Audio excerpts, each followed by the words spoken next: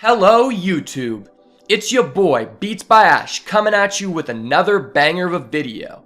Today I'm going to be taking you guys through one of my most highly requested deck videos I've gotten from you so far.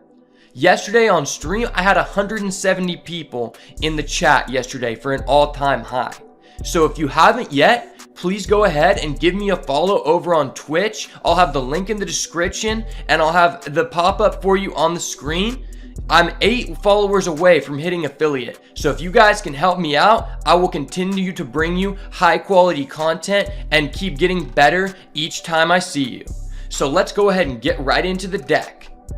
Alright guys, so first off, we're going to be utilizing the land Tolarian Academy. Now I've seen a lot of people talk about this land. Some people think it's overhyped, other people think it's extremely power creep. The one thing I will say is, I feel like we've definitely made a home for this land in this deck over any other option.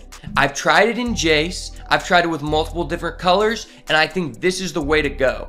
I really enjoy the playstyle of Kiora, but I felt like the deck was lacking in some early interaction. A lot of faster decks would just beat you down or take control of the board, and you didn't have enough removal or ways to take back initiative. So I feel like Tolarian Academy really fixes that problem for us, and I wanted to put that on display for you guys. So first off, we play 2 Rune Crab, pretty standard. It allows you to get past the early game. Then we have 2 Birds of Paradise, the best ramp card in the deck. We have 1 Peer the Dreamer. I originally played Tarmogoyf on my list on stream, but I thought I'd try this out because I think it gives you a lot more early game engagement, whereas Tarmogoyf can't be utilized in some situations early on. Then we're playing 1 copy of Unsummon. I thought I'd try this out because once again I wanted some early engagement and I wanted to see what we could do with this. Then we have 2 Isochron Scepter. This is probably one of the best starters in the deck. You want to keep this in your opening hand every time because with our land we can play it on the first turn every time. Then we play 2 Panharmonicon, the best artifact in the deck. This card has so much synergy. When you see this card with cards like Momir or the other legendaries in the deck, it just feels like you have so much initiative on the board and your tempo is crazy. Then we have 2 Icy Manipulator. This card is extremely nice early on as it gives us a lot of early game interaction and allows our opponent to not generate an early board presence and snowball us. Then I play 2 Soul of the Wood. I added this card in because I was playing against a lot of aggro matchups such as Chandra or Domri, and I wanted that initial blocking ability so that we didn't get run down before we started generating value off of our artifacts. Then I play 2 Cures Tidescaper. It's a standard in the deck, not much to say about it. 2 Mystic Tome. This card is excellent. It provides you card generation for 3 turns, which is really important because it helps you tap into your other artifacts and is actually extremely beneficial whenever we hit our land proc on turn 6 or onward for this to give us additional draw power at a reduced cost.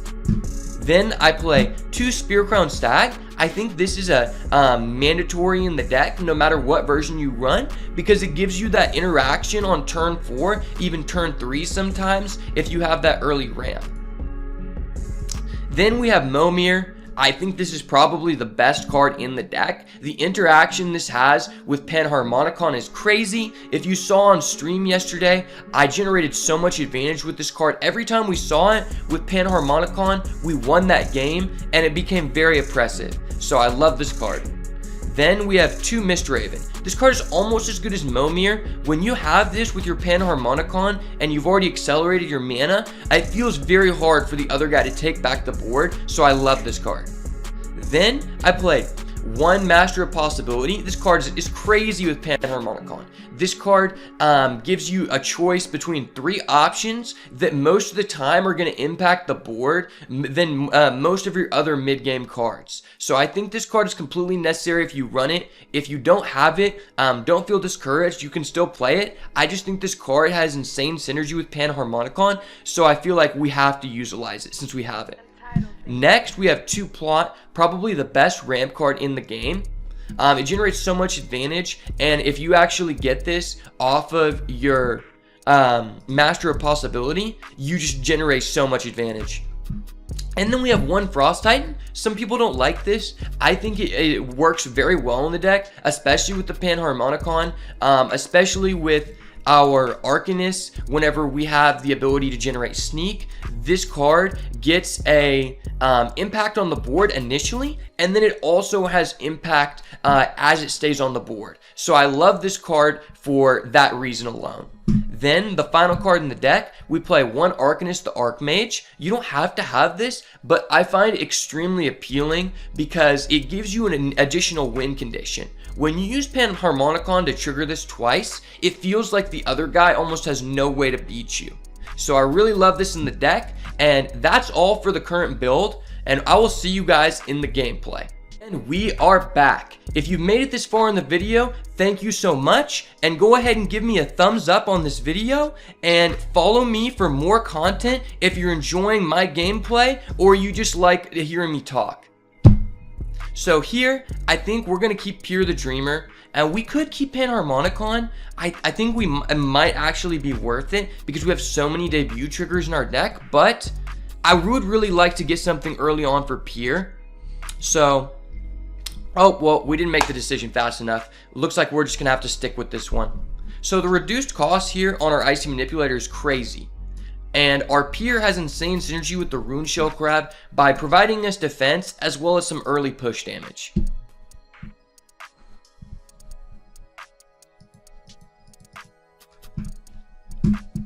This is actually a very nice matchup for us because anything that's not going to put on early pressure, I think is really good for us.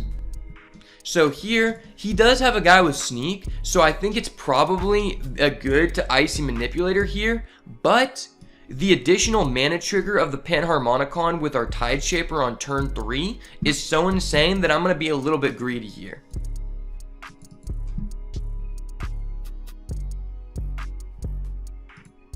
He does get a card from us, but it's very likely that he wouldn't be able to play it, even though he did get the Rune Shell Crab on us, because our deck does have a somewhat high curve, and if you got an artifact off of it, then he wouldn't get the reduced cost anyway, so it's not a big deal. So we're going to go ahead and slam our Tide Shaper here. We're going to get plus another Mana Crystal here, so we're going to be on 6 mana next turn, so it's looking very nice for us. Next turn, we can potentially Soul the Wood plus our Icy Manipulator to get some good defenses down. What I really like about this deck over any other deck with Tolarian College is that you don't really have to worry about missing the mana gem whenever this procs, because you're generating so much additional mana gems that it really counters it out. And your deck is very tempo based, and we play enough artifacts to where it's not like our hand is being clogged up by a lot of late drops, so you don't always auto lose if you don't see any type of mana cheaters. So that's very nice for us.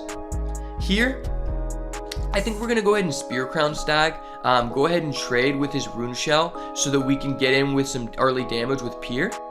And here we can actually Rune Shell Crab again, and our Pier will go up to 6. So we're putting some early pressure on the board, which is very nice for us. And if he commits anything next turn, we could potentially Icy Manipulator and lock that down for our Pier to get in for some additional reach.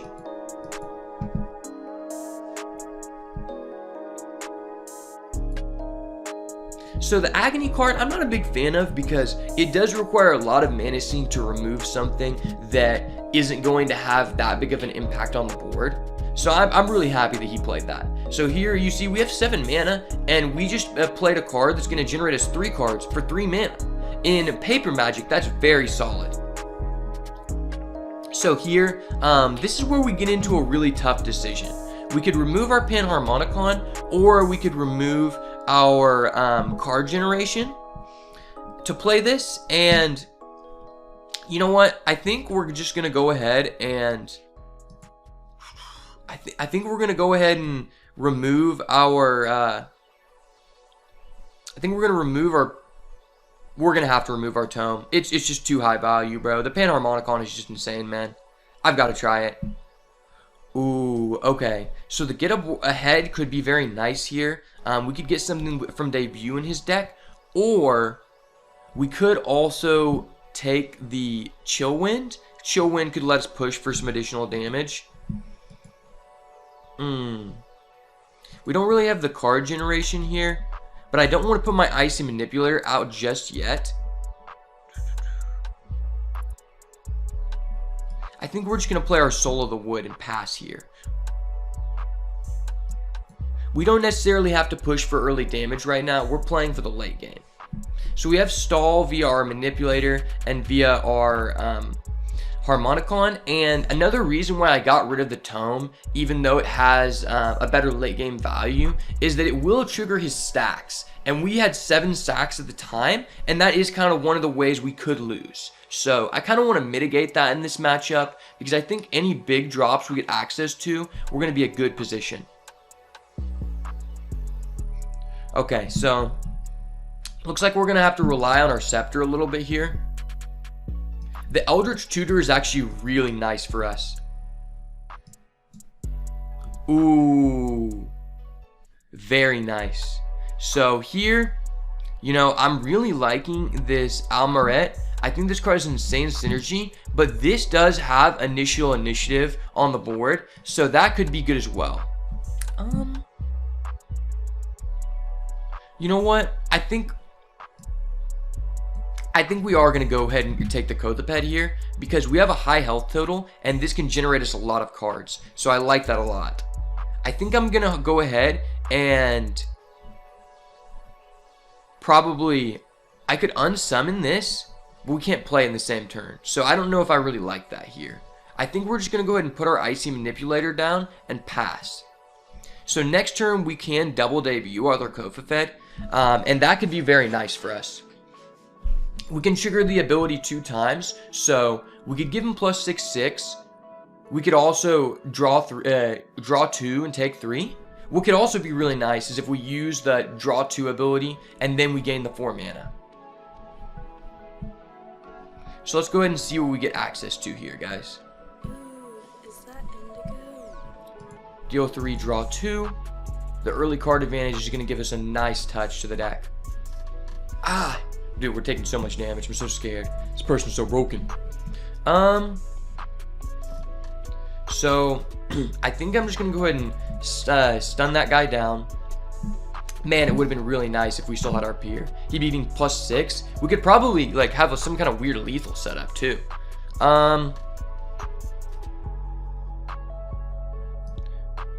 I think we will go ahead and do this and give ourselves this 4 mana, because I think that's crazy here.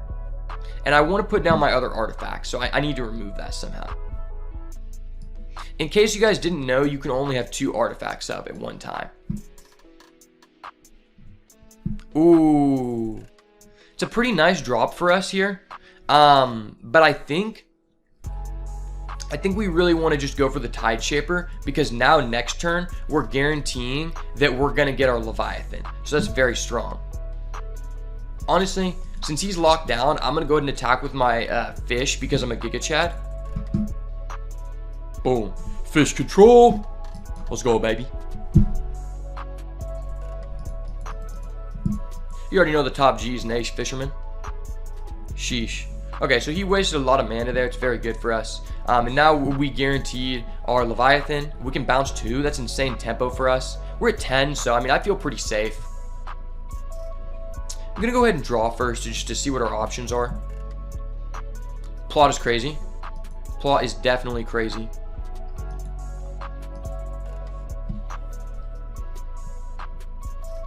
I think we have to plot here. I think it's just too insane, guys.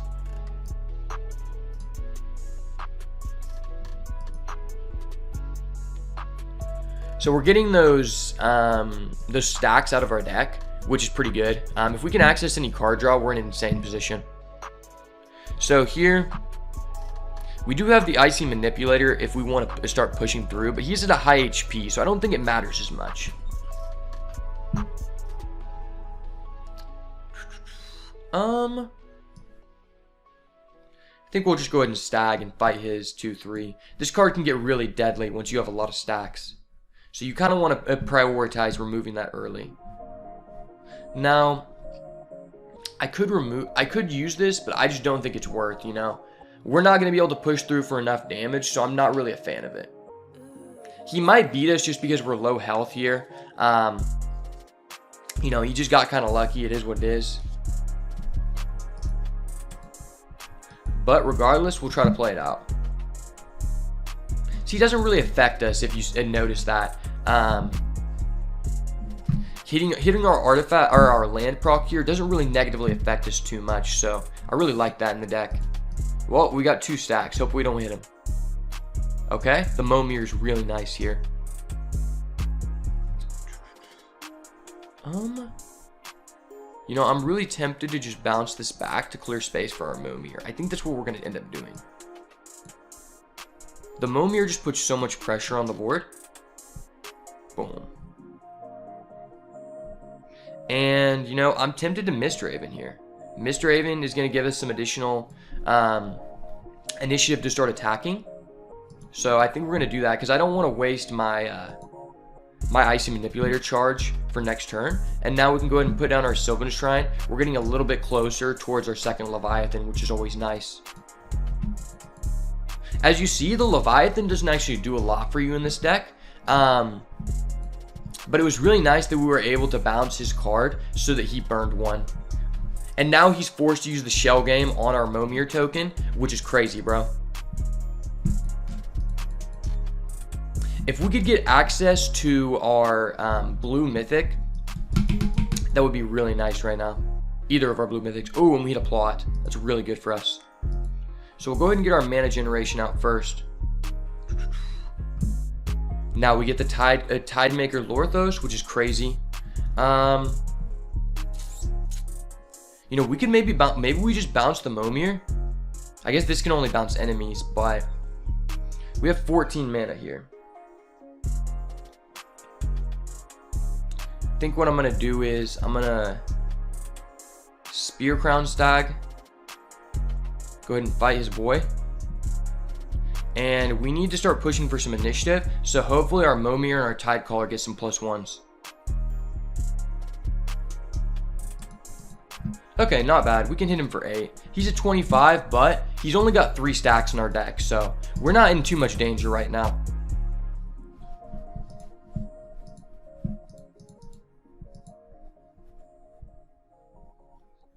As you can see, the Momir is fucking crazy in this deck, bro. It forces out an immediate interaction from your opponent, and the next turn you always have the Leviathan in hand usually, because you know you don't have to use that every turn, so you just have such high tempo. Now it's getting a little bit scary. He's almost got equal stacks in our deck to our health total, so we got to be wary of that. Sheesh.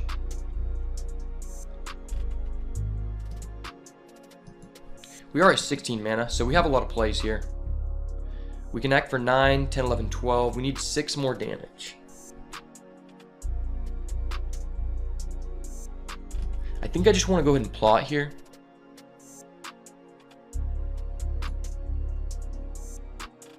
Ooh, and we get the Master of Possibility. This is crazy, bro.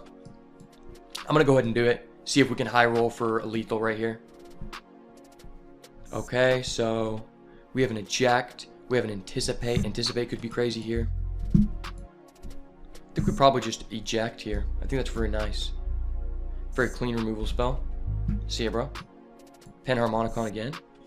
Oh, this is crazy, bro. This is literally crazy. You know I gotta buff up my boy Momir. +3 armor. Oh my gosh, dude, this is insane. Wow, this deck is so fun, guys. It's literally so fun. So I don't have any other way to do any more damage, so I think we're just gonna do with this. Now, next turn, I do want to just guarantee that we have our other Leviathan, so I think I'm gonna go ahead and put out our Birds of Paradise. And now we can replace that and we'll put out our Tide Shaper. We're at 20. As you can tell, we get to 20 very fast in this deck, so it's really nice. You know, we can pretty much play, we can play 2 Leviathans next turn. That's crazy. You know, I feel like in the standard version, you don't really get to play both at one time. Sheesh, okay. That's really scary for us. He could easily kill us next turn by just a high rolling on his stacks. Damn. It's all gonna come down to it. So what I don't really like about playing this person is that it's very RNG based for sure. Okay, cool. We only hit 2 nightmare stacks, so we're gonna be able to close this one out. So far, I'm really liking the deck, guys. All hail the mighty Mist Raven. Let's go, baby. See you later, bro. Sorry, bro, you were good, but I was better.